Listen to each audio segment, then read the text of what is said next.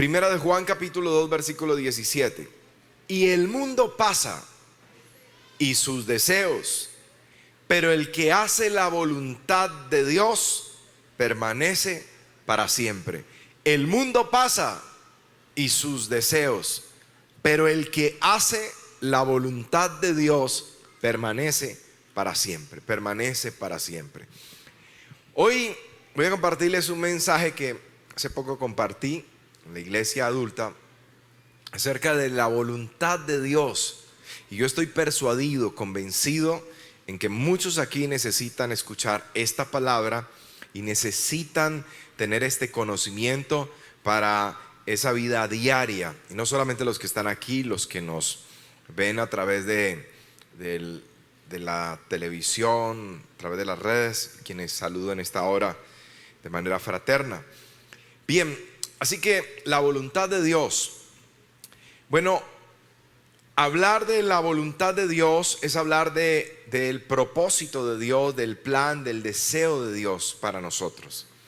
La Biblia muestra que la voluntad del hombre enfrentada a la de Dios es la esencia del pecado y fue la base de la caída del hombre en Adán. Esa voluntad del hombre enfrentada a la voluntad de Dios es la esencia del pecado, es la base de la caída del hombre. Cuando el hombre enfrenta la voluntad de Dios, cuando el hombre desconoce la voluntad de Dios para hacerla propia, eso es la base del pecado, es la base de la caída, o esa fue la base de la caída del hombre en Adán. Nuestro Señor Jesucristo, el segundo Adán, nos mostró su ejemplo cuando dijo: porque no busco mi voluntad, sino la voluntad del que me envió, la del Padre. Juan 5:30. No busco mi voluntad.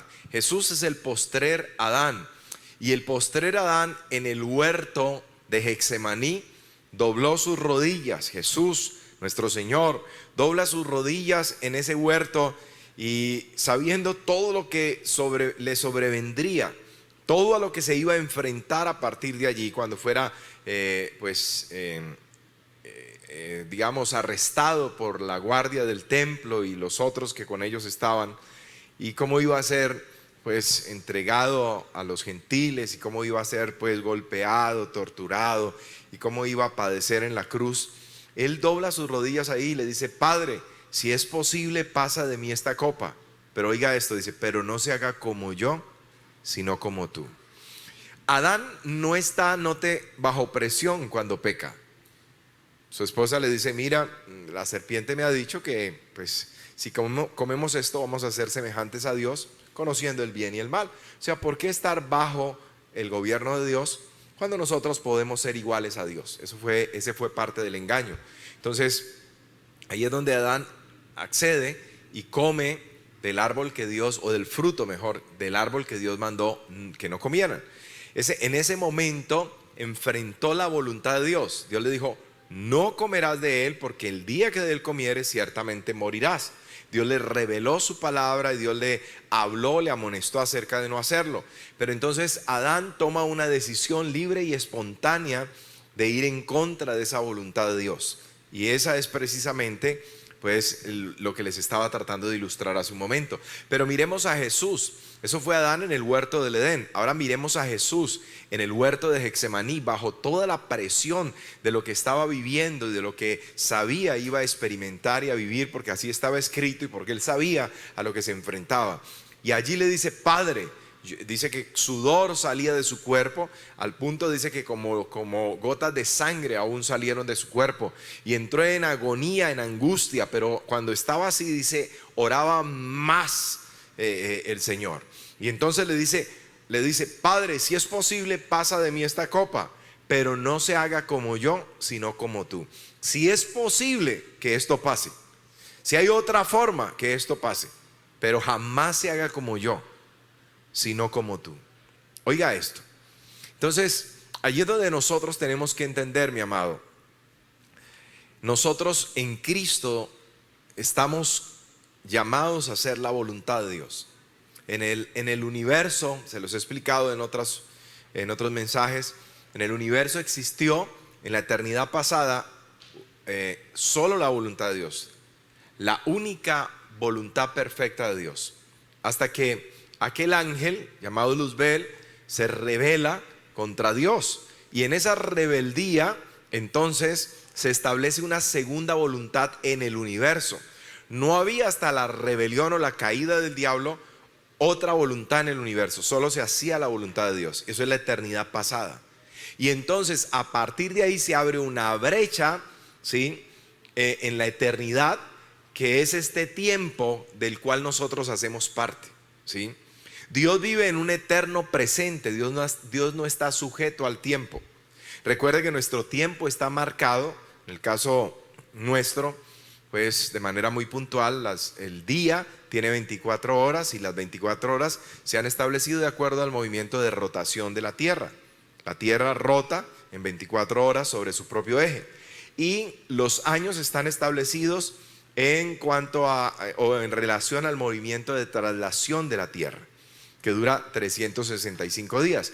Lo que quiere decir que nuestro calendario está sujeto a estos movimientos, ¿sí? A estos astros, llamémoslo así, mientras que Dios no está sujeto al tiempo. Dios no está sujeto a cómo se mueve la tierra. Dios no está sujeto a ese movimiento de traslación alrededor del sol, ¿no? Dios no está sujeto a nada de esto. Dios vive en un eterno presente, pero hay, en cuanto a toda la creación, una eternidad pasada. Y hay un segmento que es todo este tiempo, vuelvo a decirles, del cual nosotros hacemos parte, desde la caída del diablo, la caída del hombre, ¿sí? Hasta que se suprima al final toda rebelión final.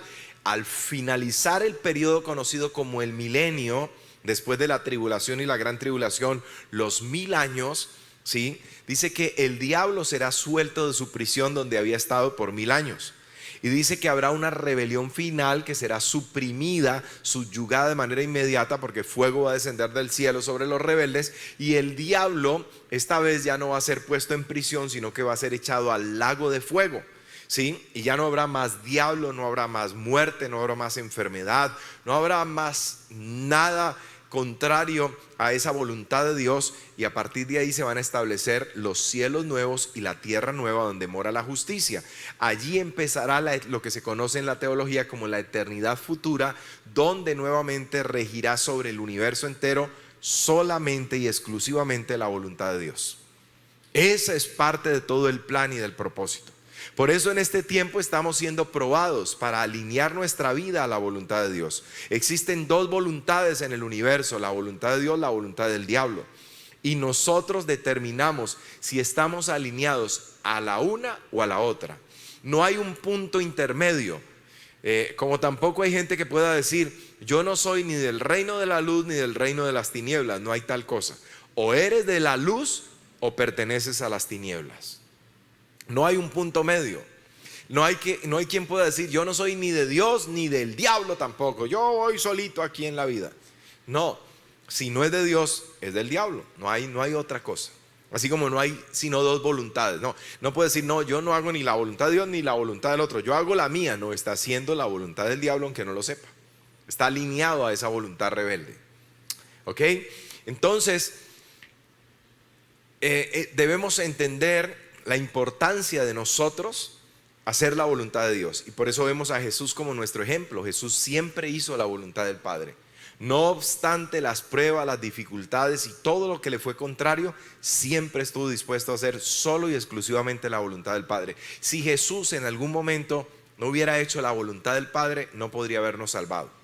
Porque una sola vez que Jesús no hubiera hecho la voluntad de Dios, eso implicaría pecado. Y si Jesús pecó, vana resultaría nuestra fe. Pero Jesús siempre hizo la voluntad del Padre. Y nos dio el ejemplo a nosotros que se puede vivir y agradar a Dios y hacer su voluntad. Y hacer la voluntad de Dios y agradarlo. Muy bien. La Escritura nos habla del problema en que nosotros nos encontrábamos sin Cristo. En Efesios capítulo 2 versículos 1 al 3. Nosotros teníamos un serio problema cuando estábamos sin Cristo. En primer lugar, en el versículo 1 de Efesios, vamos a leer Efesios capítulo 2, versículos 1 al 3, dice: y os dio vida a vosotros cuando estabais muertos en delitos y pecados. En primer lugar, usted y yo estábamos muertos en delitos y pecados. Usted y yo estábamos muertos. La palabra muerte le he enseñado, pero por causa de los nuevos siempre le repito. Muerte significa separación. Hay tres tipos de muerte que contempla la Biblia. Está la muerte física, que es la separación del cuerpo. Separación, ¿sí? Está la muerte espiritual, que es en la que está la humanidad sin Cristo. Están muertos espiritualmente. Recuerde que somos o fuimos constituidos espíritu, alma, cuerpo. Pero el que no tiene a Cristo está muerto espiritualmente. Su espíritu está muerto. No hay espiritualidad en la vida del inconverso. No hay forma de poder tener comunión con Dios. ¿Dónde es que usted y yo tenemos comunión con Dios? Se lo he enseñado en otras oportunidades. En nuestro espíritu.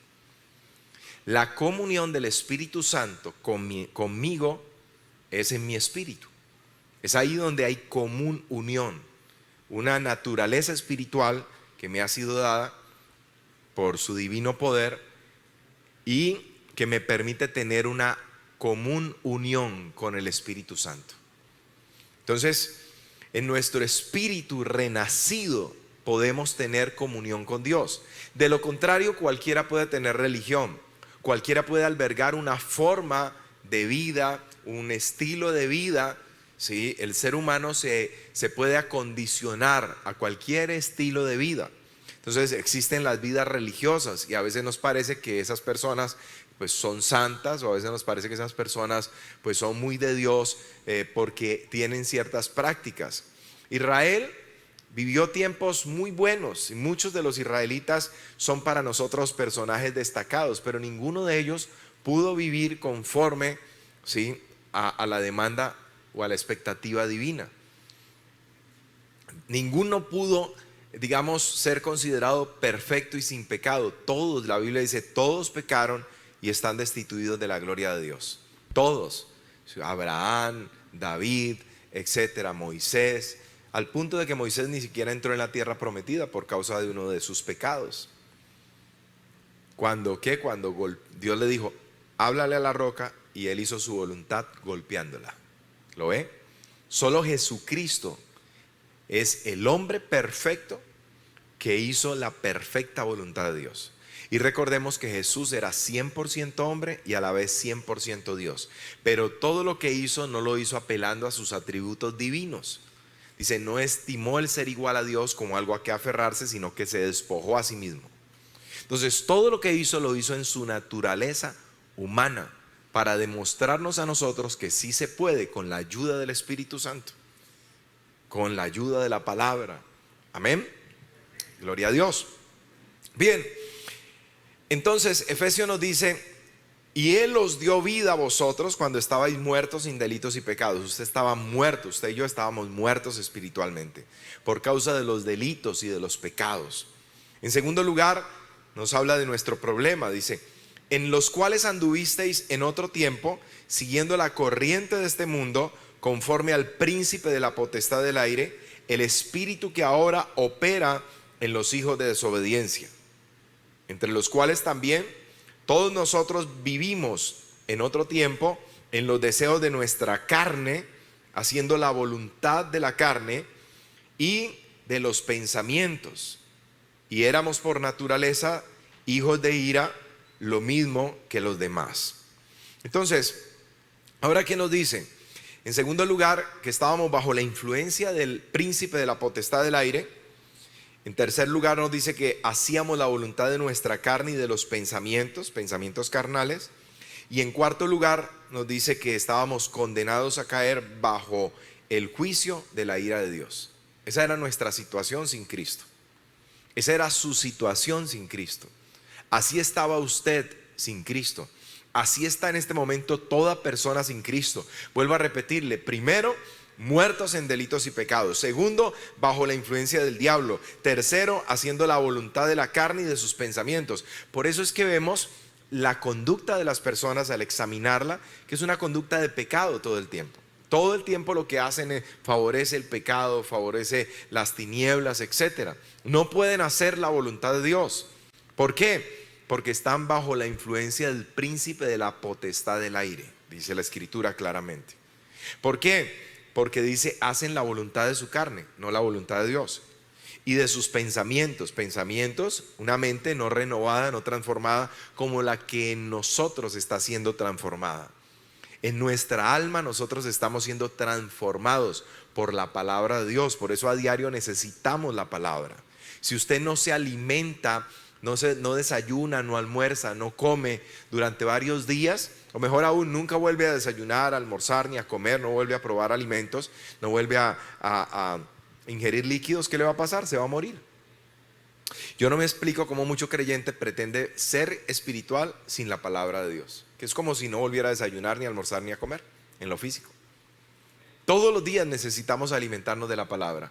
No se queje, no se queje ni siquiera delante de Dios diciéndole, Señor, es que yo no puedo, yo no sé por qué no puedo ser un buen cristiano, por qué no logro amarte, por qué no logro como fulano, porque usted no hace lo mismo que hace fulano, que todos los días lee la palabra, todos los días medita en la palabra, todos los días busca a Dios. Es la única forma de estar fuerte. Dice, diga el débil, fuerte soy, porque el poder de Dios se va a perfeccionar en la debilidad de aquellos que lo buscan para ser fuertes. No pretenda ser espiritual y vivir como una persona carnal. No pretenda hacer la voluntad de Dios si no lee la palabra, si no busca la presencia de Dios a diario, si no permite al Señor que ordene sus pasos, que obre en su vida. La manera cuando nosotros cuando escudriñamos la Escritura, la forma como oramos, lo que hacemos a diario, le está mostrando a Dios que queremos estar bajo su control, que nosotros no podemos en nuestra fuerza. Entonces cada vez que lo hacemos recibimos de Dios la fuerza, la capacidad para vivir junto a Él, para agradarlo, para hacer su voluntad. ¿Ok? Y por último dice que estaban condenados a caer bajo el juicio de la ira de Dios. Hijos de la ira, dice Efesios. Eso éramos antes nosotros. Estábamos estábamos condenados mejor a caer bajo el juicio de la ira de Dios, a recibir toda la ira de Dios por nuestro pecado. Entonces, las Escrituras nos hablan de la responsabilidad que ahora tenemos quienes estamos en Cristo.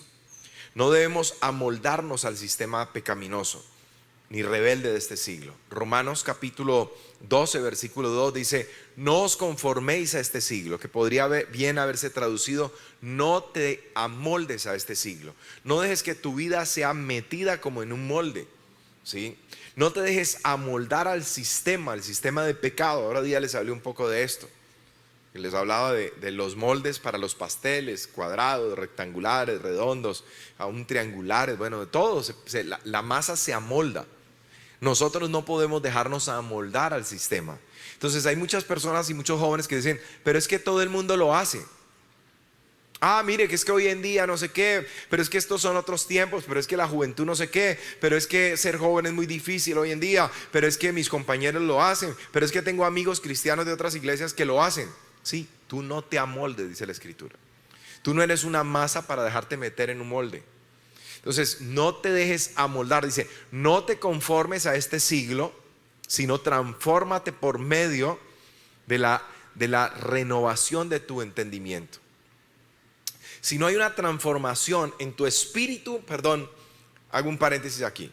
En tu espíritu tú no tienes un mayor problema, simplemente buscar a Dios, mantenerte en comunión con Dios, pero en tu alma es donde tú decides. Ahí está el libre albedrío.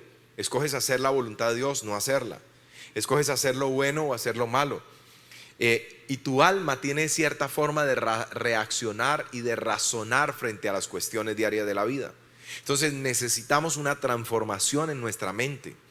Necesitamos una transformación en el espíritu de nuestra mente. Necesitamos una transformación en nuestra forma de pensar. Voy a darle un ejemplo. Muchos llegamos aquí a la iglesia y decíamos, el que me la hace me la paga. Pero cuando nosotros llegamos a Cristo y la palabra de Dios comienza a penetrar en nuestra vida, entendimos, ¿sí?, que debemos perdonar. a los que nos ofenden. Y que si nuestro hermano o vecino peca contra nosotros, no solamente 7 veces al día lo perdonaríamos, sino que deberíamos estar dispuestos hasta 70 veces 7 en el día a perdonarlo. ¿Lo ve? La Biblia a nosotros nos enseñó, Dios nos enseña en su palabra, que debemos amar aún a los que nos aborrecen. Nosotros antes amábamos a los que nos amaban. Los que nos mostraban afecto, a esos eran dignos de nuestro afecto. Hoy en día se nos dice, ama aún a los que te aborrecen. Esa niña que te aborrece en la universidad, esa compañera en el colegio, esa compañera en el trabajo, ese joven que te aborrece, tú tienes el deber de amarlo. Y cuando te transformas en tu mente, aprendes a hacerlo. Y no te cuesta. No es una cosa simplemente como el religioso que hace cosas porque la Biblia dice, entonces voy a hacerlo. No, es que cuando en tu vida hay un conocimiento, ¿sí? Ese conocimiento tiene que marcar por la oración, por el Espíritu Santo, por la comunión con Dios, una convicción. Yo no amo a mis enemigos porque la Biblia dice y me toca y soy pastor. Yo amo a mis enemigos porque estoy convencido del conocimiento que he recibido. La Biblia tiene que producir las 3 claves de la C que un día prediqué de ello: conocimiento, convicción y conducta. Tú puedes tener todo el conocimiento que quieras, pero si no estás convencido de él, tu conducta no le va a agradar a Dios. Porque no hacemos las cosas por imposición, sino por inspiración. La palabra nos inspira. Cuando nosotros leemos la Escritura, cuando vemos que David reaccionó de esta forma, que iba a matar, que iba a matar a aquel hombre de Carmel, a Nabal, y que salió aquella esposa, y entonces le dijo, mire, el tipo es duro de corazón, el tipo es tacaño, el tipo, pero por favor, no haga una cosa de esta, mi señor, etcétera. Cuando nosotros vemos todo lo que ganó David al hacer lo correcto, cuando Dios le entregó a Saúl, Dios mismo se lo puso en su mano, y él pudo haberlo matado, mi amado. David era todo un líder en la guerra, era todo un general de guerra, era un hombre demasiado valeroso en extremo, era un arma de guerra, por así decirlo. Y Dios le entrega a Saúl y lo tiene allí en una cueva cuando lo está persiguiendo. El tipo entró para cubrir sus pies, o sea, para hacer sus necesidades fisiológicas, y David está allí al pie, de un solo espadazo lo mata. Y solamente le cortó el borde del manto y ni siquiera el otro se dio cuenta. Cuando nosotros vemos todo lo que David ganó, no solamente tengo un conocimiento de amar a los que me aborrecen, sino una convicción que cuando Dios lo dice, siempre vale la pena hacer lo bueno. No nos cansemos pues de hacer el bien, porque a su debido tiempo segaremos si no desmayamos. ¿Cuántos pueden decir amén? Él no se igualó con el impío, él fue superior al impío, por eso Dios le dio cosas superiores a él.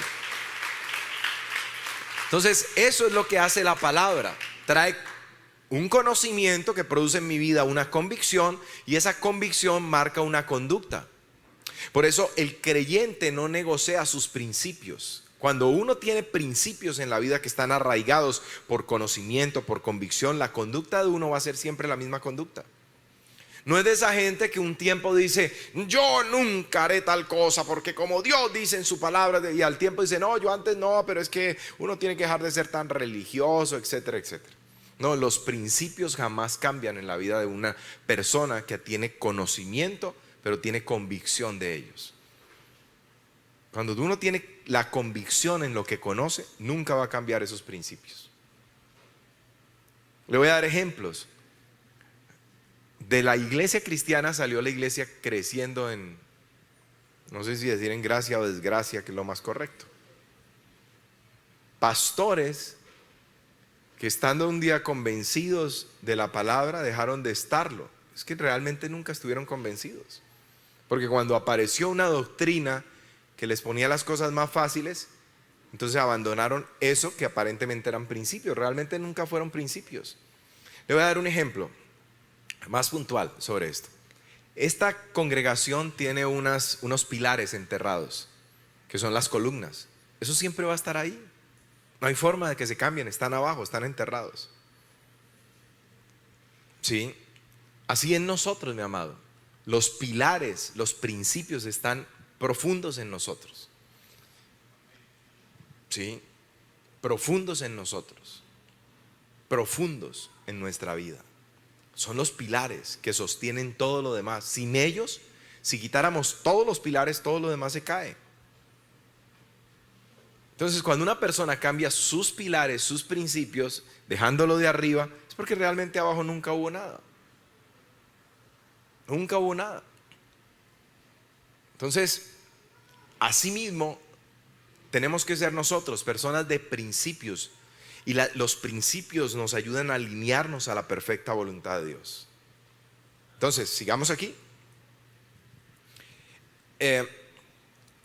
No debemos amoldarnos entonces al sistema pecaminoso y rebelde. Romanos 12:2 nos dice, no te amoldes, no te dejes meter en el molde de este mundo, ¿sí? No permitas, ¿sí?, que el sistema te absorba y que tú termines siendo igual a los demás. Tú no eres igual a los demás. No busques ser igual a los demás. No te constituyas en seguidor ni seguidora de hombres. No busques, especialmente cuando atravesamos la etapa de la adolescencia. A veces estamos teniendo ideas de personas, querer ser como fulano, como mengano, como aquel. Tú tienes que descubrir qué es lo que Dios tiene para tu vida y ser lo que tú debes ser en Dios. Eres único, ¿sí? Tienes una serie de cosas que Dios puso en ti, en tu espíritu, en tu corazón, en tu alma, tu mente. En ti Dios puso una serie de dones, de talentos, de habilidades, de conocimiento, etcétera, etcétera, que te hacen único, no solamente físicamente. Entonces, ¿por qué tratar de ser como otro? ¿Por qué tratar de ser la copia de otro en esta tierra? Solamente un modelo tenemos nosotros en el que deberíamos de querer seguir, y es ser imitadores de Cristo. Pablo dijo: sean imitadores de mí como yo de Cristo. Pero de lo contrario, mi amado, ¿por qué? Ahora, ¿por qué lo dice el Señor? Porque fuimos creados conforme a su imagen y su semejanza. Pero aún así, queriendo ser como Cristo en cuanto a su vida santa, ¿sí?, como personas, como individuos, cada uno siempre seremos diferentes. Nunca habrá un creyente idéntico al otro, por muy santo que sea. Porque cada uno de nosotros tenemos carisma, ¿sí?, dones, talentos, habilidades. Uno es bueno para danzar, otro tiene 2 pies izquierdos, pero igual es santo, sigue a Cristo, quiere ser más y más como Cristo, pero tiene habilidades diferentes. Otro canta muy bien, el otro, sí, todo el tiempo canta hermoso, es afinado, el otro todo el tiempo es desafinado. ¿Ya? Pero tanto el que canta, como el que danza, como el que predica, como el que hace esto, aquello, lo otro, no, de diferentes carismas, dones, habilidades, pero todos queriendo ser como Cristo, por la perfección que hay en Cristo. Pero en esta tierra, buscar ser conforme a alguien que no imite a Cristo es una pérdida de tiempo y es una falta de identidad en la persona. Nuestra identidad nos la dio Cristo, y nuestra identidad debemos nosotros perseguir en Cristo para hacer lo que somos cada uno de nosotros, distintos, diferentes, pero queriendo ser todos como Cristo. Todos nosotros como Cristo. Bien, dice: no te conformes a este siglo, sino transfórmate por medio de la renovación de tu entendimiento, para que puedas comprobar cuál sea la buena voluntad de Dios, agradable y perfecta. Entonces tenemos la responsabilidad, en segundo lugar, de comprobar cuál es la buena voluntad de Dios para nosotros en toda situación, a diario. Tú tienes una responsabilidad a diario, comprobar cuál es la voluntad de Dios. Tú no puedes ir por esta vida estilo lo que hizo Adán y Eva: me da igual, o simplemente yo quiero saber más, o yo puedo ser hasta mejor que Dios. Entonces tú y yo tenemos que amoldar nuestra vida a la voluntad de Dios, alinear nuestra vida a la voluntad de Dios en todo lo que hacemos. Creo que los ejemplos sobrarían en cada caso de la forma como nos hemos equivocado y arrepentido cada vez que hemos hecho cosas contrarias a la voluntad de Dios. Cada vez que tomas decisiones sin Dios, cada vez que tomaste, mejor aún, decisiones sin Dios, cada vez que hiciste cosas fuera de la voluntad de Dios, todo eso es lo que te ha traído afrenta en la vida. Todo eso es lo que te ha traído tristeza. Cada vez que te involucraste en una relación fuera de la voluntad de Dios, ¿qué te dejó eso? Solo tristeza. Cada vez que emprendiste algo fuera de la voluntad de Dios, solo te dejó pérdidas, malas experiencias. Pero cada vez que haces la voluntad de Dios, cada vez que haces lo que le agrada a Dios, compruebas que eso trae para tu vida bendición, trae para tu vida el bien de Dios, trae para tu vida el favor de Dios. ¿Cuántos pueden decir amén a eso? Dale un buen aplauso a mi Jesús.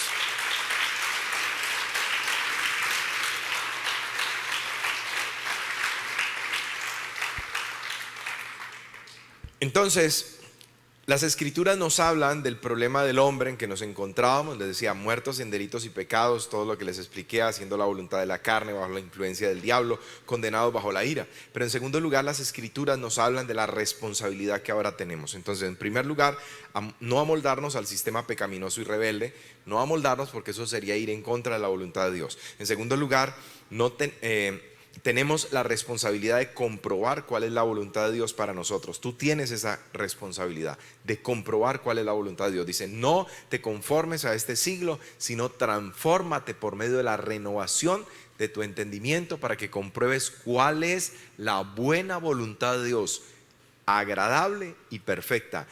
Comprueba cuál es la buena voluntad de Dios, agradable y perfecta. Es tu responsabilidad. Y eso se va a dar solo cuando transformes tu mente. Cuando hay una transformación en nuestra mente. Mire, cuando vivíamos muertos en delitos y pecados, hacíamos lo que nos venía en gana. Y estaba bien. Pero luego entonces nos quejábamos de los fracasos, de los errores, de las tristezas. ¿Por qué mi vida es así? Entonces, ahora que hay una transformación en nuestra mente, a veces caminamos, como decir, sobre terrenos peligrosos y enseguida, ¡pah!, hay una señal que nos dice, ojo, alerta, eso no es necesariamente conforme a la voluntad de Dios. Tenemos una inseguridad que se nos produce y que tenemos como una señal que nos da el Espíritu Santo. Y ahí hay una alerta que nos manda el Espíritu Santo. Y entonces decimos, voy a buscar un consejo, voy a orar más, voy a hacer esto, voy a esperar, voy a tomarme un tiempo más para orar, para esperar, porque no sé, algo me dice que no está bien, que no debo hacerlo. ¿Por qué? Porque ahora hay una transformación en nuestra mente. Ahora somos sensibles a la voluntad de Dios. Ahora somos sensibles al deseo de Dios. ¿Por qué? Porque nuestra mente se ha transformado. Antes nos daba igual hacer lo que nos viniera en gana. Antes nos daba igual hacer lo malo. Hoy en día hay cosas que del todo no parecen malas, pero aún así nos generan un freno. Hay cosas que parecen derechas, pero decimos, pero ¿es esta la voluntad de Dios? Vamos a tomar decisiones acerca de invertir, de hacer negocios, de una profesión, de una carrera, de un trabajo, etcétera. Aún usted dice, los que se gradúan de la escuela de discipulado, imagínense, para servir a Dios, ¿qué hay de malo en servir en cualquiera de los ministerios? Nada. Pero usted, ¿qué dice? Yo voy a tomarme un tiempo para orar, para saber cuál es la voluntad de Dios, dónde Él quiere que yo le sirva. ¿Lo ve? ¿Sería pecado si usted no es un evangelista y se mete a ser parte del equipo de evangelismo de jóvenes? ¿Lo ve? Pero usted quiere la voluntad de Dios. Hay algo en su vida ahora, en una mente transformada, que le dice que lo mejor es hacer siempre lo perfecto de Dios. Siempre la voluntad de Dios. ¿Qué es lo que Dios quiere? No lo que yo quiera, no mi deseo. Es su deseo en mi vida el que quiero que prime. ¿Cuántos dicen amén? ¿Cuántos son así? Denle un buen aplauso a Jesús entonces.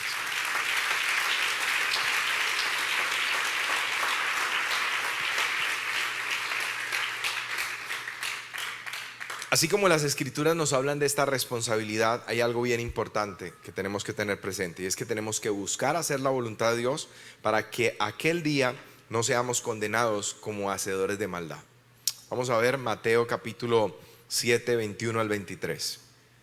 Mateo capítulo 7, versículos 21 al 23 dice: no todo el que me dice Señor, Señor, entrará en el reino de los cielos, sino el que hace la voluntad de mi Padre que está en los cielos. Jóvenes amados, dice: muchos me dirán en aquel día, Señor, Señor, ¿no profetizamos en tu nombre? en tu nombre echamos fuera demonios y en tu nombre hicimos muchos milagros.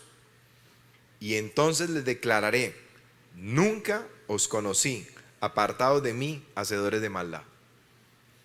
Tenemos que buscar hacer la voluntad de Dios. ¿Para qué? Para no ser condenados aquel día. Porque en aquel día, el día de juicio, muchos estarán muy seguros de su salvación. Y dirán: aquí estoy, Señor, Señor, Señor, en tu nombre. Recuerde, nosotros profetizamos, nosotros echamos fuera demonios, nosotros en tu nombre, Señor, también hicimos muchos milagros.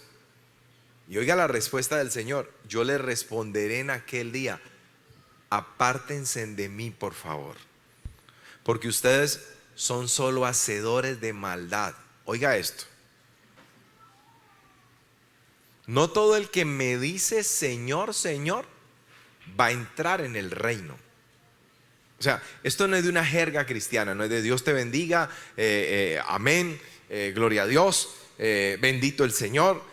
Sí, Jesucristo es el Señor de mi vida para siempre. Eso es importante.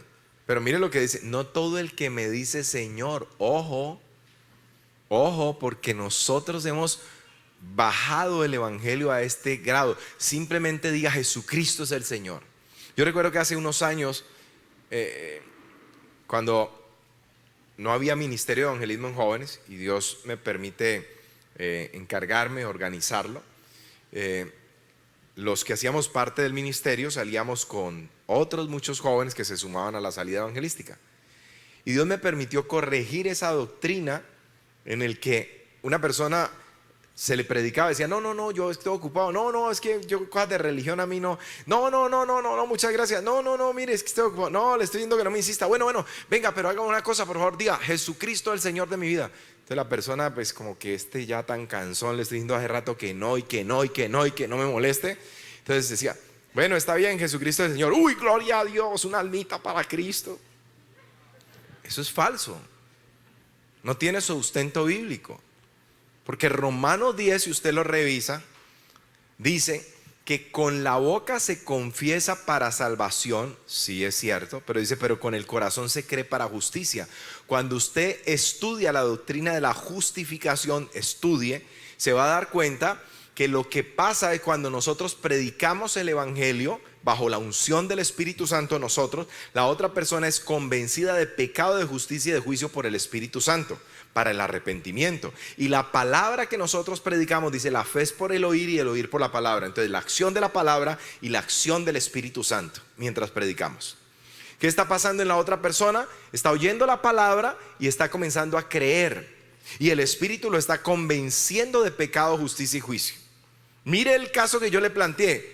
¿Cuál convencimiento hay? Dice: no quiero saber nada, por favor, déjeme tranquilo, por favor, váyase, no quiero ir, no me gusta la religión, no me gusta, pero por favor, diga solo esto. Bueno, está bien, Jesucristo es el Señor. ¿Dónde estuvo el convencimiento de pecado, justicia y juicio del Espíritu Santo? Anulado el Espíritu Santo allí. ¿Dónde estuvo la fe que produce la palabra? La fe es por el oír y el oír por la palabra, si no quiso escucharla. Por ningún lado.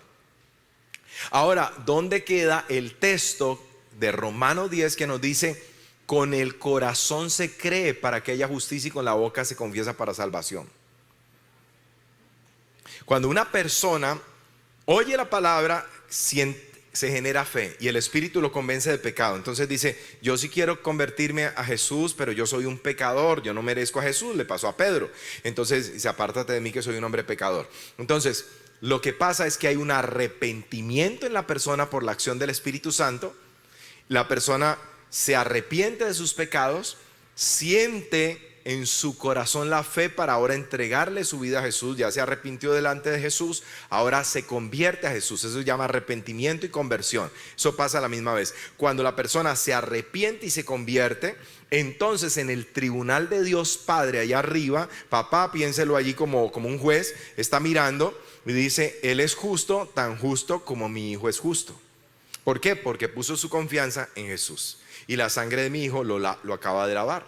Entonces la justicia la declara el Padre en el momento de la conversión. Eso es teología básica en la Biblia. Es Dios el Padre, porque es a quien nosotros ofendimos. Es Dios y el mediador es Cristo, ¿sí? El Padre es el único que ha sido ofendido, y por tanto, por la justicia de Cristo a la que la persona está apelando, las justicias de Cristo, la perfección de Cristo, la perfecta obra de Cristo, lo que está sucediendo en ese momento es que el Padre ve arrepentimiento y conversión, ha puesto la fe en mi Hijo, y la salvación es por gracia, por medio de la fe. Esto no es un don de vosotros, es un don de Dios, un don mío, dice el Señor. Y en este momento Él acaba de arrepentirse de todos sus pecados pasados y de creer en mi Hijo para salvación. Por tanto, yo lo declaro justo como mi Hijo es justo. Eso es justificación. Denle un aplauso fuerte a Jesús. En ese momento en que la persona es revestida de la justicia de Cristo por el decreto del Padre, entre comillas, pues el decreto del Padre o la acción del Padre, que es la acción del Espíritu en la vida de esa persona. Dice él, hablando del Espíritu, dice la Escritura, nos ha sido hecho por Dios justificación, santificación y redención. Está hablando del Espíritu. Nos ha sido hecho por Dios justificación, santificación y redención. Se le aplica la justicia de Cristo, es revestido de la justicia. Las vestiduras manchadas de sangre, como un ejemplo que un día les puse, son quitadas. Y las vestiduras blancas, de lino fino, blanco y resplandeciente, que son las acciones justas, son puestas. Empieza de cero, ¿sí? Entonces, en el momento en que la persona es justificada, declarada justa, revestida de la justicia de Cristo, en ese momento ha sido apartada para el reino de la luz. Eso implica la santificación que acaba de empezar. Un proceso, santificar es apartar, separar. ¿Qué hizo Dios? Pensemos allá hacia el lado del letrero. Lo tomó de aquí de la injusticia y lo estableció de su lado. Bueno, no puedo moverlo porque esto no había visto que tiene un... Pero entonces... A ver, con otra cosa, con esto, por ejemplo. Entonces lo toma de aquí, este paquete es perfecto, lo toma de acá, del lado de la injusticia, y lo traslada hacia Él, lo acerca a Él. Eso es santificación.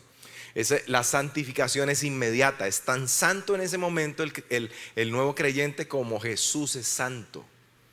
Pero a partir de ahí empieza un proceso de santificación que dura el resto de nuestra vida. En ese momento ya es santo, apartado para Dios, separado para Dios, pero a partir de allí empezamos todos nosotros un proceso de santificación. Soy santo, pero tengo que seguir siendo santificado, ¿sí? El Dios de paz os santifique por completo, dice, y todo vuestro ser, espíritu, mi espíritu tiene que ser santificado cada día. Mi alma por la presencia del Espíritu Santo, mi alma por la palabra, y mi cuerpo a diario por la sangre de Jesús, o todo mi ser por la sangre de Jesús. Espíritu, alma y cuerpo necesita ser santificado. Cada que yo leo la palabra estoy siendo santificado. Por eso soy más santo, por eso tengo capacidad cada día para agradar a Dios. El Señor dijo, Padre, santifícalos en tu verdad, porque tu palabra es la verdad. La palabra es un agente santificador en nuestra vida. Dice, si andamos en luz como Él está en luz, tenemos comunión los unos con los otros, y la sangre de Jesús nos limpia de todo pecado. O sea, nos limpia, nos purifica, nos santifica la sangre de Jesús todos los días. Y el Espíritu Santo nos ha sido hecho por Dios justificación, santificación y redención. El Espíritu Santo obra en nuestra vida para nuestra santificación, el resto de nuestra vida. Entonces necesito todos los días tener comunión con el Espíritu Santo para esa obra de santificación. Necesito la palabra que santifica mi mente, que santifica mi alma, y necesito la sangre de Jesús que me limpia cada día. Ese es el proceso. Entonces, ¿cómo yo puedo decirle a una persona, repita solo conmigo, Jesucristo el Señor? Ojo a esto. Con el corazón se cree para justicia. Dios mira el corazón y dice, verdaderamente creyó, por tanto lo declaró justo. Y con la boca confiesa para salvación. Pero ojo a esto, porque no sé si lo ha notado. Dice que hacemos un énfasis en que la persona solo diga, repita, que Jesucristo es el Señor de mi vida. Y ya, en el ejemplo ese extremo que yo le dije que entré a corregir. Doctrinalmente, lo digo por el Espíritu Santo, por la gracia de Dios que me es dada. Pero, oiga esto, dice, en aquel tiempo, aquel día mejor, muchos me dirán, oído, Señor, Señor, y no les va a servir el Señor, Señor en sus labios. ¿Lo ve? Para quienes hacen énfasis en simplemente repita Jesucristo el Señor. En aquel día muchos me dirán, Señor, Señor. Aquí está. Y Él le dice, no todo el que me dice, Señor, Señor, que me llama, que reconoce mi señorío, no todo el que me dice Señor, Señor, entrará en el reino de los cielos. Ojo, ojo, sino el que hace la voluntad de mi Padre que está en los cielos. O sea, que no podemos enfocar simplemente en repita Jesucristo del Señor. Por eso la Biblia no nos dice vayan y prediquen el evangelio y ya, déjenlo ahí. Dice, y hagan discípulos en todas las naciones, enseñándoles que guarden todas las cosas. Que guarden todas las cosas equivale a ¿qué? A hacer la voluntad de Dios. Ahora, ¿qué es lo que está diciendo? ¿Que no funciona recibir a Cristo y reconocerlo como el Señor? No. Lo que está diciendo realmente la Escritura es, mi amado, que la experiencia tiene que ser real y verdadera. Cualquier persona puede decir Jesucristo el Señor, de labios hacia afuera. Pero cuando la experiencia es real, cuando la experiencia es genuina, cuando la experiencia es verdadera, mi amado, en el corazón, no solamente mis labios repiten, sino que mi corazón cree. Entonces soy justificado, declarado justo como Jesús es justo, soy santificado en ese momento y por esa acción del Espíritu Santo y de la palabra nazco de nuevo. Por eso es que se le dijo a Nicodemo, se le dijo, si no naces de nuevo del agua y del Espíritu no podrás entrar en el reino. ¿Qué es nacer de nuevo del agua y del Espíritu? El agua de la palabra y el Espíritu Santo. Cuando se me predica, eso está en acción. El agua de la palabra y el Espíritu Santo. Cuando recibo eso, entonces puedo nacer de nuevo del agua de la palabra que ha limpiado mi vida y el Espíritu Santo que vivifica mi vida. Entonces, cuando esa persona que dice Jesucristo es el Señor, que tiene gran importancia, lo dice, pero de corazón, será una persona que va a enfocar su vida en ser un discípulo y en hacer la voluntad de Dios. Cuando una persona solo lo dice de labios para afuera, por llevarle la idea a la novia, por llevarle la idea a la mamá, al papá, por llevarle la idea al primo que es evangélico, entonces esa persona nunca verdaderamente va a ser un creyente. Ahí es donde tenemos gente simpatizante en la iglesia, simpatizantes, que aprenden toda la jerga cristiana. Usted habla con el simpatizante y se sabe toda la jerga. El saludo, hola, Dios te bendiga, porque a veces el Dios te bendiga se ha vuelto como un saludo. Ya ni siquiera se dice, hola, buenas tardes, ¿cómo está? Y no, Dios te bendiga. Ya el buenas tardes desapareció. ¿Ve? Se volvió como un buenas tardes. Como un ¿cómo te va? El otro respondía normalmente, bien. ¿Y tú? Ahora es amén. Entonces, podemos aprender una jerga cristiana, pero no necesariamente ser hacedores de la voluntad de Dios. ¿Qué es lo que nos descubre este texto? Por eso dice tanto énfasis aquí en explicarles esto. Porque al final dice, yo les declararé, nunca les conocí. Pero eso no es solo lo que me sorprende. Me sorprende más lo que dice, apártense de mí, oiga, hacedores de maldad.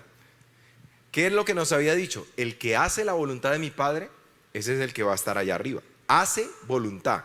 ¿Quiénes eran estos? Hacedores, pero de maldad. No hacedores, permítame ponérselo en esos términos para que lo entienda. No hacedores de la voluntad de Dios, hacedores de lo bueno, sino hacedores de lo malo. Todo el tiempo, aunque le decían todo el tiempo Señor, Señor, Señor, hasta en aquel día Señor, Señor. Lo tremendo es que estaban al interior de la iglesia, porque yo no conozco ningún inconverso profetizando, ni echando fuera demonios, ni haciendo milagros. ¿Lo ve? Entonces esto dice, en tu nombre profetizamos. Dice también, pues echamos fuera demonios. Hicimos no uno que otro milagro, muchos milagros.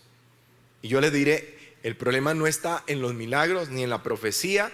El problema no está en la liberación de los demonios. El problema está en que además de hacer eso, también vivían haciendo lo malo todo el tiempo. Hacedores de maldad, apártense de mí porque nunca los conocí. O sea, nunca tuvieron comunión conmigo. Por eso, el hecho de recibir a Cristo es algo muy especial.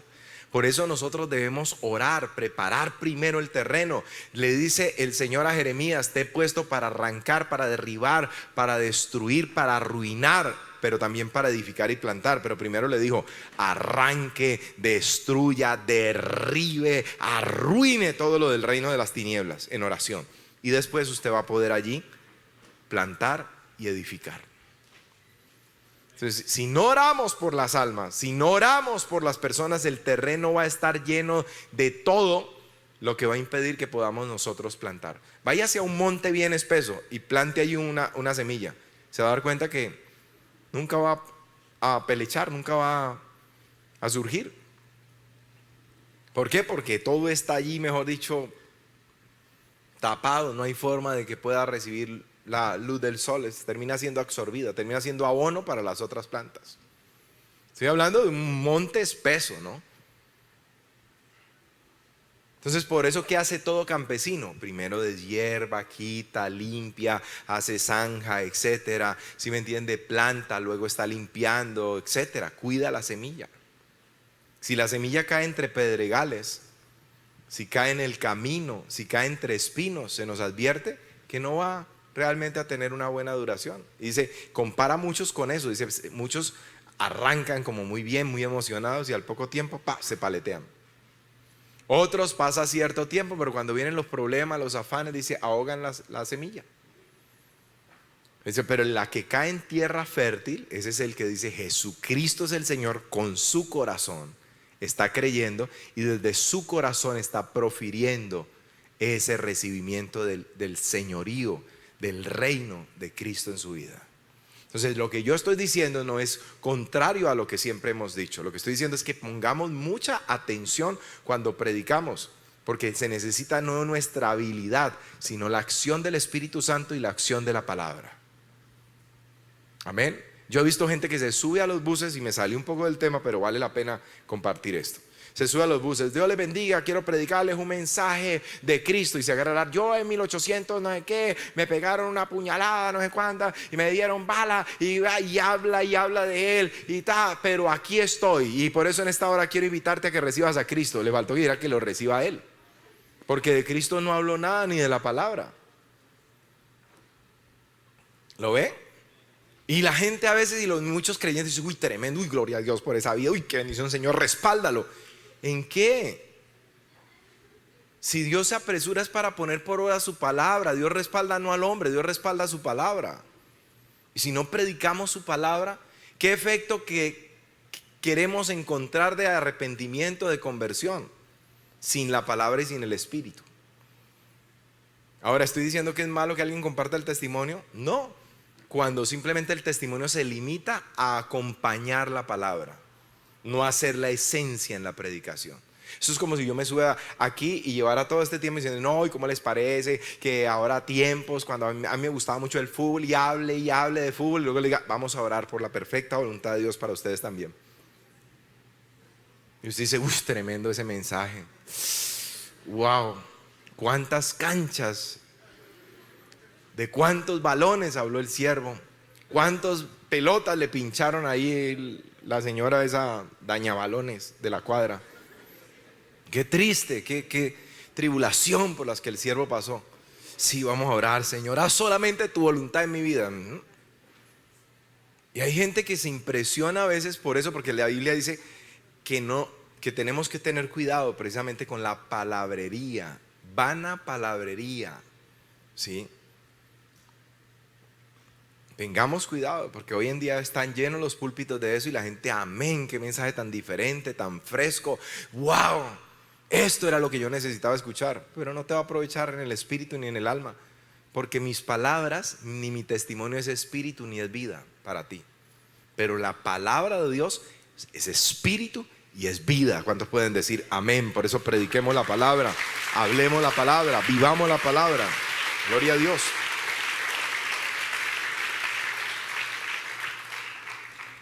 Ok, entonces estábamos diciendo: reconozcamos Perdón, reconozcamos, no, estábamos aquí atrásito, perdóneme.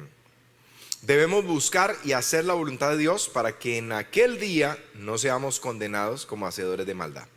En tercer lugar, o la tercera parte pues del mensaje, porque creo que se pueden confundir un poquito. Ya hablamos que las Escrituras nos hablan del problema en que nos encontrábamos sin Cristo, ¿sí? Muertos en delitos y pecados, bajo la influencia del diablo, haciendo la voluntad de la carne, de los pensamientos, condenados a caer bajo el juicio de la ira. En segundo lugar, las Escrituras nos hablan de la responsabilidad que tenemos quienes estamos en Cristo, no amoldarnos al sistema. Tenemos la responsabilidad de comprobar cuál es la voluntad de Dios para nosotros y debemos buscar hacer la voluntad de Dios para que en aquel día no vamos a ser condenados como hacedores de maldad. En tercer lugar, ahora sí, las Escrituras nos enseñan cómo podemos nosotros conocer y hacer la voluntad de Dios. Y para ello vamos a ver 3 puntos importantes. Para conocer y hacer la voluntad de Dios. Creo que por qué quería llegar aquí sobre todo. Porque una de las cosas que creo más inquieta a todos los presentes, a quienes amamos verdaderamente al Señor, es el hecho de hacer la voluntad de Dios. Es el hecho de conocer la voluntad de Dios. Una de las cosas con las que a diario luchamos es, bueno, ¿será esta la voluntad de Dios? Hago esto, no hago aquello, tengo tal proyecto, ¿será la voluntad de Dios? Tengo esta propuesta, ¿será la voluntad de Dios o no? ¿Acepto esto, no lo acepto, eso, no tu voluntad? Porque hay muchas cosas que no son malas, no son pecaminosas. Por ejemplo, te ofrecen 2 empleos y tú dices, wow, los 2 son muy buenos, pero ¿cuál es tu voluntad, Señor? Yo no quiero hacerlo solo por el dinero, los 2 están muy bien remunerados, pero ¿cuál es tu voluntad para mi vida? ¿Sí? ¿Qué hago? ¿Cuál es tu voluntad? En el caso de los sentimientos, viene la muchacha, si me entiende, de repente que te está gustando, te pone cuidado, pero aparece otra que también te gustó y dices ahí, especialmente los adolescentes, dices, Señor, ¿cuál es la voluntad tuya, Señor? ¿Serán las 2? Tal vez son las 2 de la tarde a la hora que estás pensando, pero jamás será la voluntad de Dios dos mujeres. Entonces, ojo con eso. Entonces, las Escrituras nos enseñan cómo nosotros podemos conocer la voluntad de Dios. En primer lugar, por la palabra de Dios podemos conocerla. Nos dice que una mente renovada por la palabra se transforma para estar en la capacidad de corroborar cuál es la buena voluntad de Dios, agradable y perfecta para nosotros. Ojo con esto. Nosotros tenemos por la misma palabra la oportunidad de comprobar cuál es la voluntad de Dios para nosotros. ¿Qué dice el texto de Romanos? No sé si lo podemos poner ahí en la pantalla. Romanos 12. Romanos 12 dice: no te conformes a este siglo, sino transfórmate por medio de la renovación de tu entendimiento para que compruebes cuál sea la buena voluntad de Dios, agradable y perfecta. Oye esto. ¿Para qué leo la palabra? Para transformar mi mente. Tú puedes tener una computadora y puedes tenerla llena de juegos, puedes tenerla llena de una serie de cosas que no aprovechas para nada, ¿sí? Y de repente entras a la universidad y dices, no, por ejemplo, quienes están estudiando, arquitectura y carreras afines, dicen, no, yo necesito instalar AutoCAD, ¿sí? Ese es un programa fundamental, creo, para levantar planos y todo ese tema. Entonces, y el programita es pesadito, ¿sí? Y los planos por lo regular que se diseñan bajo este programa pues siempre son pesaditos y tienes el computador lleno al límite. ¿Qué es lo que tú haces? Pues comienzas a borrar pues todo eso que no sirve. Siempre que te llega algo, o al teléfono también te pasa, te vas de vacaciones, de repente tienes unas fotos espectaculares y de repente estás tomando imágenes bien especiales con los tuyos, te estás divirtiendo súper, cuando la memoria llena. ¿Qué es lo que tú haces? Comienzas a borrar fotos. Entonces dice, mi ex está muy feo, borrémoslo. Entonces comienza a borrar las cosas feas, me refiero, ¿sí? Entonces Ahí es donde comienzas a borrar y a borrar todo lo que es basura, que le tomaste un pantallazo a tal cosa, a tal otra, y borras liberando capacidad. Bueno, nuestra mente está llena de una serie de pensamientos, de formas de concepción de la vida, de razonamientos, etcétera. ¿Qué es lo que nosotros hacemos? Liberar espacio para meter la palabra de Dios. Entendemos que es tan valiosa, tan especial para nosotros, que ella comienza a alimentarnos, a nutrirnos, viene una transformación en nuestra forma de pensamiento. ¿Cómo conocer la voluntad de Dios? Alguien puede decir: cuando yo leo la Biblia. Ejemplo, de manera explícita y de manera implícita vas a encontrar la voluntad de Dios en la Escritura. Te voy a dar dos ejemplos. Por ejemplo, vamos a mirar Tesalonicenses 4:3 y 5:18. Primera de Tesalonicenses, capítulo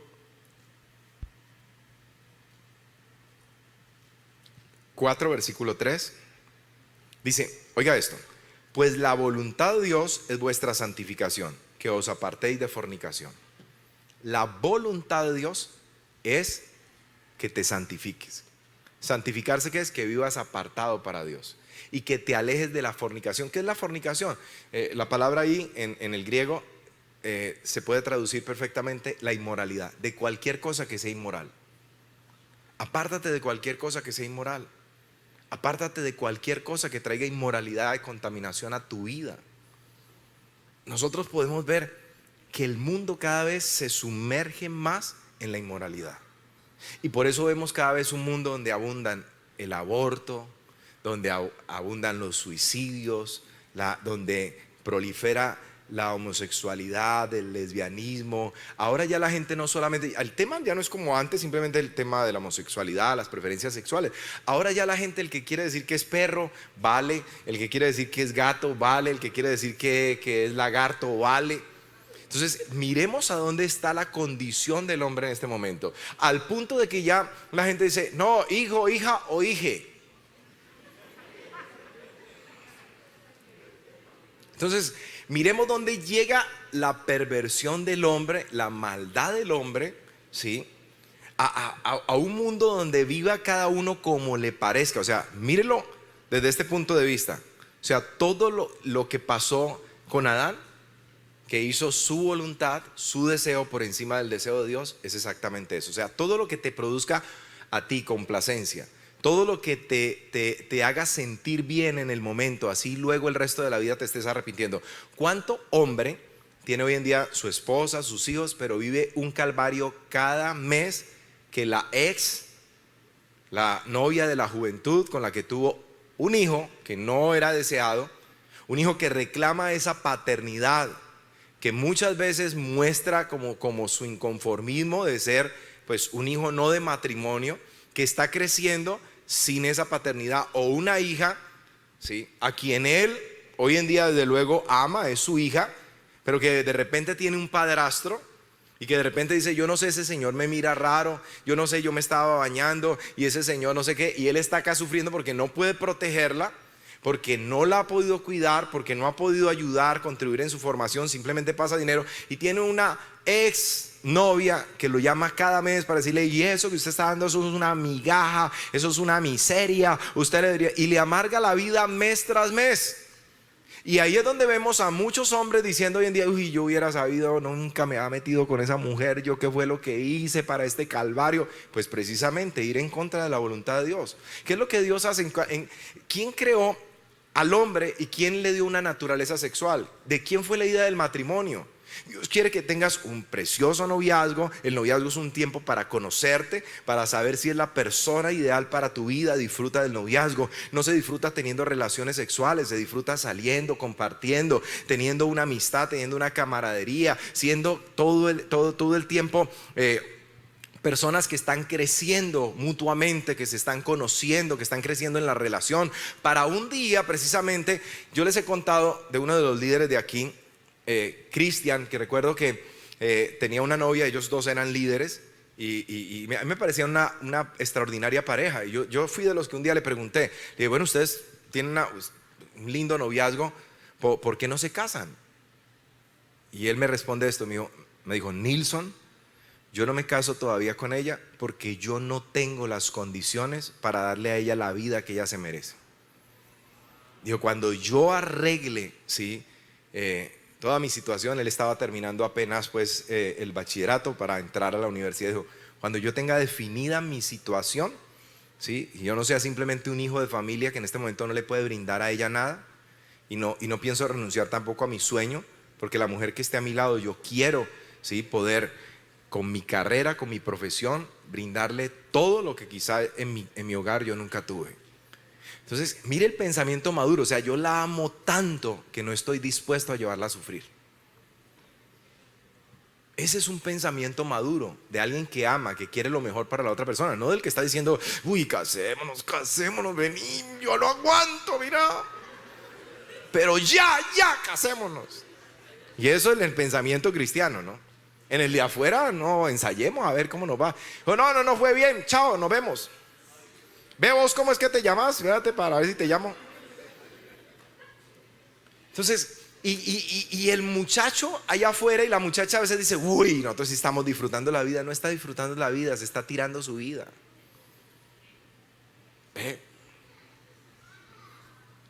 Porque le aseguro que un buen muchacho no dice, no, yo me quiero casar con esa muchacha que, o sea, la conoce todo el barrio, y de verdad que la conocen. No, él dice, no, yo no, una muchacha muy loca, esa muchacha, no, yo no me metería con ella ni loco. Los buenos muchachos siempre están pensando en alguien mejor que ellos. ¿Y qué es lo ideal en la vida? Disfrute su vida, disfrute su juventud. Si tiene un noviazgo, disfrute su noviazgo sanamente, comparta. Que usted le muestre a esa persona que usted la ama tanto que usted quiere llevarla a un altar. Eso hice yo con mi esposa. O sea, yo la amé, la amo de verdad. Y lo que yo hice fue llevarla a un altar y honrarla delante de su familia. Y honrarla delante de los amigos. Y a honrarla delante de mi familia para establecer un matrimonio. Eso es. Cuando tú amas, tú quieres lo mejor para la otra persona. Entonces, ¿qué nos dice la Escritura? De manera implícita y de manera explícita. Nos muestra cosas como, por ejemplo, dice, pues la voluntad de Dios es vuestra santificación, que te aparte de toda inmoralidad. Tesalonicenses 5:18 dice, da gracias en todo, porque esta es la voluntad de Dios para con vosotros en Cristo Jesús. Oye, cómo la Biblia te enseña a hacer la voluntad de Dios. Entonces, cuando yo leo eso y eso queda en mi mente, transforma mi mente. Antes que vivía uno diciendo, no, yo no sé Dios por qué es que me permite que a mí me pasen esto. Yo no sé Dios, si Dios existe, ¿por qué Dios no esto? ¿Por qué Dios no aquello? ¿Por qué Dios no lo otro? No, hermano, es que Dios me tiene a mí realmente olvidado. Aquí dice, da gracias a Dios en todo. Estoy pasando por un momento difícil. Gracias, Señor, porque yo sé que yo estoy en tu mano y la prueba nunca me va a destruir. Tú sabes que la prueba no viene para destruirte, la prueba viene para aprobarte y para promoverte. ¿Por qué en el colegio te hacen pruebas? ¿Por qué en la universidad te hacen pruebas? Entonces nosotros sabemos que cada examen viene, ¿sí?, para que tú puedas pasar la materia finalmente. Entonces, cuando eres probado y eres aprobado, eres promovido para un nuevo grado. Así funciona en la vida cristiana. Si tú eres probado y eres aprobado, eres promovido. Y si eres promovido, entonces, mi amado, entras en un nuevo nivel de bendición, en un nuevo nivel de gloria, en un nuevo nivel de prosperidad. Así funcionan las cosas con Dios. ¿Cuántos pueden decir amén a eso? Dale un buen aplauso a Jesús. Para terminar, por la oración se va a establecer la voluntad de Dios. En Mateo 6:10 Jesús nos enseñó que oráramos conforme a la oración del Padre Nuestro. Allí dice, venga tu reino, hágase tu voluntad como en el cielo también en la tierra. Entonces nos dice, cuando ustedes oren, oren de esta forma. Y dentro de la oración del Padre Nuestro dice que debemos decir, hágase tu voluntad como en el cielo también en la tierra. ¿Ve? Por la oración se establece la voluntad de Dios. Entonces la palabra me revela la voluntad de Dios. Y en la oración yo le pido a Dios que se establezca su voluntad. Jesús dijo en Getsemaní, hágase tu voluntad, no la mía. Entonces a veces nosotros, todos nosotros, sabemos la voluntad de Dios, pero nos cuesta hacer la voluntad de Dios. Levante la mano aquí, ustedes que son tan espirituales. ¿A quién se le hace fácil hacer siempre la voluntad de Dios? Yo veo si hay alguno extraterrestre o algo así. A todos nos cuesta hacer la voluntad de Dios. Entonces, ¿qué es lo que hacemos todos los días? Por eso oramos, Señor, ayúdame a hacer tu voluntad. Ayúdame a hacer tu voluntad. Ayúdame a hacer tu voluntad. Hágase tu voluntad como en el cielo también en esta tierra. Señor, si es posible que pase de mí esta tentación, si es posible que pase de mí esta prueba, si es posible que pase de mí esto, pero no se haga mi voluntad sino la tuya. O sea, es pedir la ayuda divina.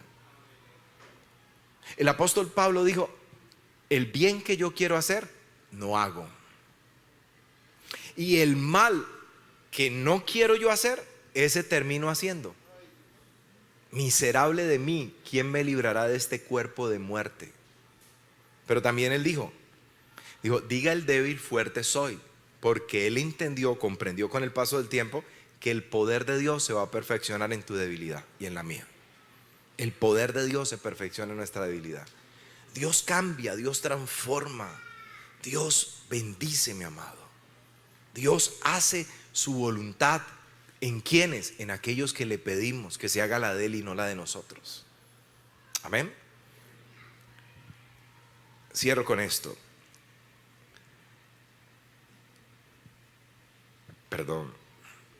Filipenses 2:13. Porque Dios es el que en vosotros produce así el querer como el hacer por su buena voluntad. Dios es el que produce en vosotros el querer como el hacer por su buena voluntad. ¿Quién va a poner en tu vida la voluntad o el hacer la voluntad de Él mismo? Dios mismo. Quiere decir, Dios pone en tu vida y en mi vida hacer su propia voluntad y no la nuestra. Hebreos 13:20 dice: y el Dios de paz que resucitó de los muertos a Jesucristo, el gran pastor de las ovejas por la sangre del pacto eterno, os haga aptos en toda buena obra para que hagáis su voluntad. Os haga aptos en toda buena obra para que hagáis su voluntad, haciendo Él en vosotros lo que es agradable delante de Él por Jesucristo. Haciendo Él en vosotros. Quiere decir que Dios en ti y en mí hace lo que es agradable delante de Él. ¿Lo ves? O sea, el cristianismo nos enseña a nosotros que no se trata de nosotros. En ti ni en mí está la capacidad de ser buenos cristianos. ¿Por qué es que oramos? Dice, ay, los cristianos oran mucho. Porque precisamente nos sentimos necesitados de Dios para llevar una vida conforme a su deseo. La gente va a criticarte porque oras, porque buscas a Dios, porque buscas agradar a Dios. La gente dice, hola, pero es que ustedes parecen extraterrestres. ¿Cómo así? ¿En diciembre no toman? ¿Y no bailas? Entonces, sí, mira, yo he tratado de apartarme porque una cosa lleva a la otra. Yo he entendido, Dios me ha hecho entender. ¿Sí? No, pero hermano, no, ustedes sí son bien. Uy, no, qué locura, qué fanatismo. Pero yo he dicho, hay fanáticos del fútbol. Yo lo repito siempre, los miércoles usted pasa por allí partido y usted ve gente pidiendo limosna para entrar al estadio. ¿Qué pana? Que regálame ahí, para entrar para la boletica, para completar para la boletica. Bueno, si es para la boletica, ¿no? Porque también ya me puse como a pensar. Usted ve que la gente viaja a otras ciudades a dedo, ¿sí? Exponiéndose en otras ciudades que las otras barras los ataquen, etcétera. Y la gente dice, no, es que ese man es, vea, ese man lleva ese equipo en el corazón. Ese man sí es, pero verdadero hincha. Y cuando usted es un cristiano, la gente lo critica por hacer lo que nosotros hacemos. ¿Por qué oramos? Porque nosotros nos reconocemos como gente necesitada de Dios. ¿Para qué? Para vivir conforme a su plan y su propósito. Porque hemos entendido que su plan y su propósito es el mejor para nuestras vidas. Vuelvo a decirlo, perfectos no somos. Pero con la ayuda de Dios llevamos una vida que honra su memoria y que ayuda a bendecir y a construir sociedad de la forma correcta. Así es. Abelardo, que está aquí al frente, ¿cuántos años de matrimonio? 15 años, 2 hijos. Ahí está. Vaya, pregunta hoy en día, ¿de cuántos años de matrimonio? No, yo me paré ayer, no sabía. No, hermano, no, yo no aguanté esa vieja, no, ¿qué tal? Entonces cada vez jóvenes acabados, niños abandonados, ¿a precio de qué? De placer, como dice la canción. Es una sociedad que se descompone más y más. Entonces nosotros hemos entendido, no solamente por la sociedad, sino por nosotros mismos, de poder tener una vida de familia. Hoy en día la gente dice, no, ¿cuándo nos reunimos y tal? No, sí, para que hablemos. Usted los ve reunidos allí y todo el mundo así. Hace tiempo que no hablábamos, ¿no? Usted ve las familias en lo mismo y nos vamos de paseo y que no sé qué. El papá por allá conversando con un amigo que se encontró de hace años, de la infancia. La mamá por allá enojada porque está el niño por allá por otro lado, la hermana por otro lado. Y dice, uff, hace tiempo no íbamos de paseo. Porque no disfrutamos la vida en familia, no disfrutamos lo verdadero, la esencia. ¿Qué es lo que hace Dios en su palabra? Enseñarnos a nosotros a disfrutar de la vida en hogar, de la vida en familia. Y eso es lo que nosotros anhelamos y por eso buscamos a Dios. Ayúdame a mantenerme, Señor, porque desde que te conozco, mi vida cambió. Porque desde que te conozco mi hogar es diferente, porque desde que te conozco mi familia es diferente, porque desde que te conozco, Señor, solo me has hecho bien. Yo no podría, Señor, negarte, no podría traicionarte y no quiero hacerlo jamás. Yo quiero hacer tu voluntad. ¿Cuántos pueden decir amén? Dale un aplauso fuerte a Jesús. Vamos a colocarnos sobre nuestros pies.